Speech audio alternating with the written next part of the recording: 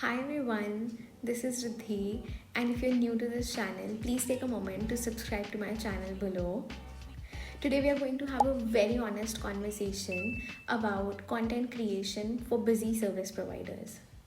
I know it's tough, and so I won't be talking about any fluff advice like create 1 month's worth of content in just 2 hours because I know that's not realistic and I know you know that too. The real truth about content creation is it actually takes time and effort, but that's okay because with proper systems and processes, we can make it manageable and even enjoyable. Working with a lot of business owners, I have learned what really works, so that is what I'm going to share with you today. In this video, we'll walk through a realistic content creation process from idea generation to the actual posting on your social accounts, but with an emphasis on making it sustainable for your business and your life.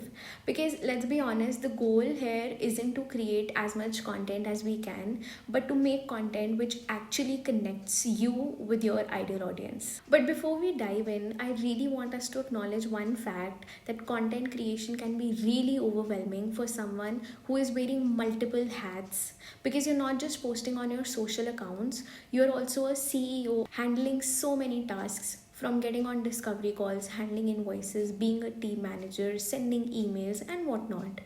And apart from that, you're also a human being in this real world where you can be a parent or a partner or a friend who has movie plans this weekend. So, your content strategy really needs to honor all of these roles. So, here's how your content creation process can really look like when you approach it realistically. So, the first step is to deciding how many platforms do you want to be on. I would suggest two or maximum three platforms where your ideal clients are actually hanging out or spending time. Step 2 would be to setting a frequency of posting that is sustainable to you. Don't look at anyone else. And step 3 would be to deciding content themes or pillars, which can be anything ranging from your expertise, showcasing the transformation you provide to your clients, or what you're selling. So, little story time. I always used to look at other business owners who were posting 7 times a week, and I felt I was falling behind. But then I realized that some of them had entire content teams managing content for them. That comparison wasn't really serving me or even my audience.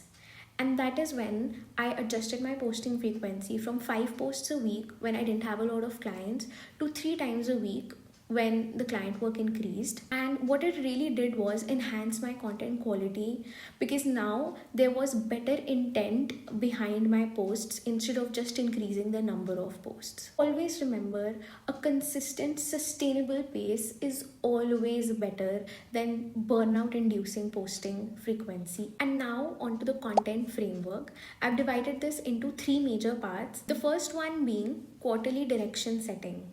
So, starting a quarterly direction helps you connect your content to your business goals. This doesn't have to be an elaborate setting, it is just a quick plan where you sit with yourself for 30 minutes and ask yourself these questions. What services do you want to focus on this quarter? What questions do your ideal clients have about these services? What unique approach can you share that demonstrates your expertise? These are a few questions just to begin with.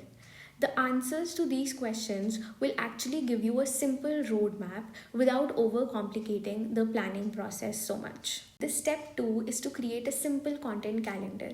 When you're done with setting a content direction as per your business goals, you can now get on to creating a content calendar. This doesn't have to be anything fancy. A simple notes app can also work. Consider structuring your content around educational posts that address common questions of your target audience, behind the scenes glimpses that build connection, showcasing your work in a way that highlights results. But remember, this calendar is actually just a guide, not a rigid schedule. We all know life happens, business can get busy, but flexibility is the key to sustainability. Step 3, the actual workflow.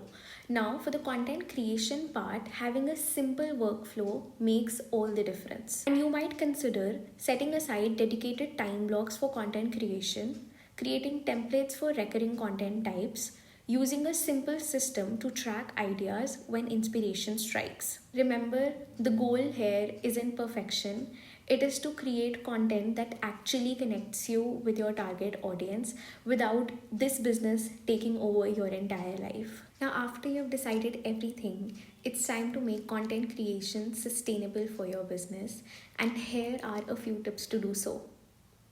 Number one, batch create your content every time.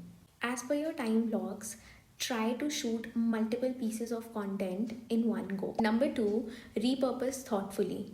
One major idea can turn into multiple pieces of content. So work smarter and not harder with your content. Number three, set realistic boundaries. If you've decided that you don't want to show up on socials during weekends or during a busy season, give yourself some grace and try to stick to those boundaries, because remember, these boundaries, they actually make the content creation process more sustainable. Number four, focus on connection over perfection. This means when you actually approach content creation not as a task but as a conversation with your people, it becomes more enjoyable rather than just another task that you need to tick off. And number five, simplify your tools. You really don't need any fancy tools or equipments to start with your content creation journey. Begin with whatever you have and then make an upgrade when you feel that it would really make a significant impact on your content creation. Now, how do you measure if your content strategy is working out or not? Here are some meaningful metrics to consider. Number one being, are you receiving thoughtful messages or comments rather than just likes and views? Is anyone mentioning in your inquiry form that they saw your content before reaching out? Is there any specific content type that is actually leading to bookings?